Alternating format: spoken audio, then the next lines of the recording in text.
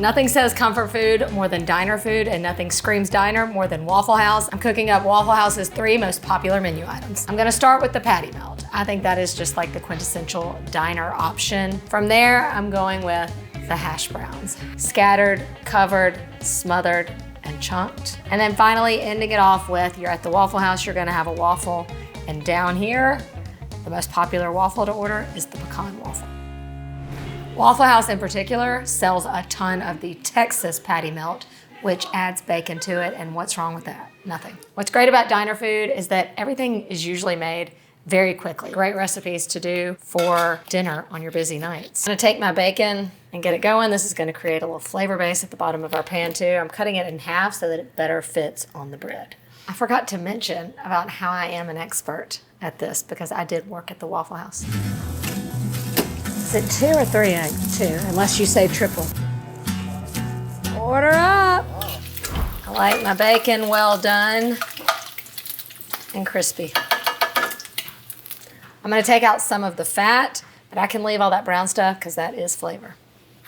Every patty melt needs some onion. Waffle House has theirs diced up. Typically I would do thin slices. We're also gonna need this diced onion for our hash browns, so I'm gonna go ahead and just dice it for both. When it comes time to cook, you've got to have everything prepped because at Waffle House, you are a short order cook. So I'm just gonna use the same skillet and get my meat in there. It is a 4-ounce beef patty. I like to start it in kind of a ball shape. That way I can flatten it down in the skillet. You want it to get caramelized and crusty on that first side before we flip, but I'm gonna go ahead and season it with the salt and pepper now.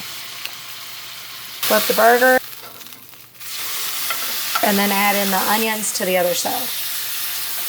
Okay, while that goes, we've got to toast the bread and melt the cheese. Bread goes down and the cheese goes on top. It's 2 slices of American cheese. So when your burger is pretty much done, you're gonna place it on top of the onions, and then we're gonna put the bacon on top of that. Bread is toasted. Now it all comes together. Come on now.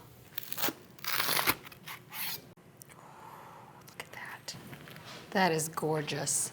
It's not a good burger if it's not dripping grease from the bottom. 10 out of 10, perfect patty melt. We might be having a Waffle House dinner tonight at my house. That was so good. 100% of the time, if I've been to Waffle House, then 100% of the time I have gotten hash browns. The most popular hash brown order is scattered, smothered, covered, and chunked, which means these get scattered on the grill. Scattered, smothered, covered, and then chunked ham. So for the ham, I'm using a very inexpensive ham steak. This is really easy to dice, and then you can get it kind of looking like your onions. When I worked there, everything cooks in this like melted buttery mixture. That was used in copious amounts, especially in the hash browns. So I'm going to make a liquefied buttery situation, but I want to use butter. So I'm gonna melt this and add oil to it. If you do that, the oil is gonna increase the smoke point for the butter and help it not to burn as we cook in the hot skillets. Butter melted, and I'm going in with vegetable oil.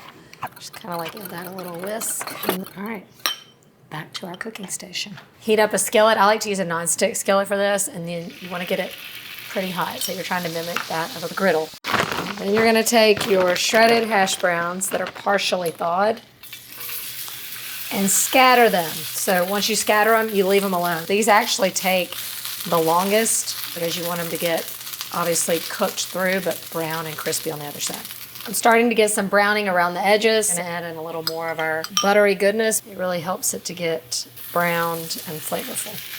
Okay, and then I'm also gonna put some on the other side of the skillet and get my onions and ham going. Smothered and chunked. So now I'm gonna flip these. Probably have to do it in 2 pieces. Oh yeah. Cheese goes on top. And we scoop it onto the plate, and then there's usually some little remnants that they put on top. Order up, scattered, covered, smothered, and chunked.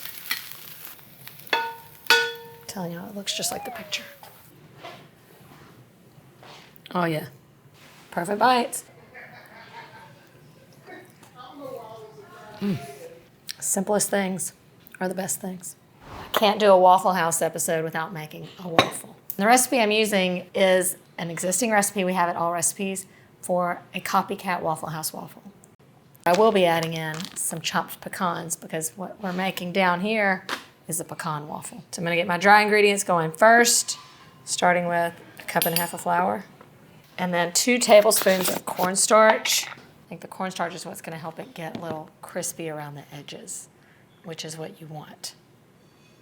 A teaspoon of salt, and then 1/2 teaspoon each of baking soda and baking powder. That's your dry ingredients. I'm gonna give those a whisk. Okay, and then for the wet, just 1/4 cup of sugar, and then 1 egg, and then 1/4 cup of softened butter, a teaspoon of vanilla extract. I'm just gonna stir that together first and then add in the liquid. The butter should probably have been a little softer, but it'll work. I'm gonna whisk this together until this is all incorporated and smooth. That's good enough there, and now you add in the liquid. The liquid here is a mixture of 1/2 and 1/2 and buttermilk. Okay, so now our wet goes into our dry. Lumps are normal, so you don't want to overmix here. Right when it comes together, 'tis mostly done. The catch is you gotta refrigerate it. This is a great recipe to do the night before, and then it's ready for you in the morning. So you can do it overnight, but you wanna let it refrigerate for at least an hour. Rested and ready to become a waffle. Okay, so I'm going to stir the pecans right in. At this point, again, if you don't wanna do this part, just make the regular waffles. They're gonna be so delicious. And then as they cook, they're going to infuse the waffle with that pecan flavor. Spray it up. Extra insurance, and we go.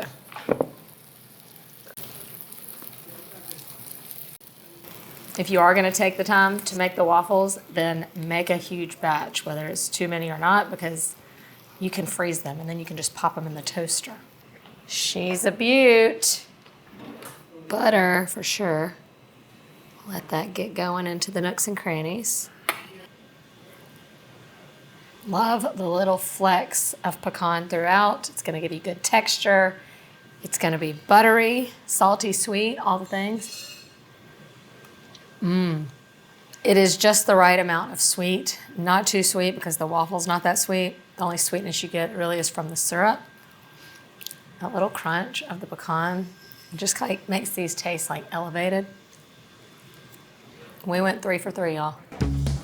You've got to try one of these recipes, whether you do it on your outdoor griddle as a fun family night or on a Saturday morning for breakfast. You can make the Waffle House your house.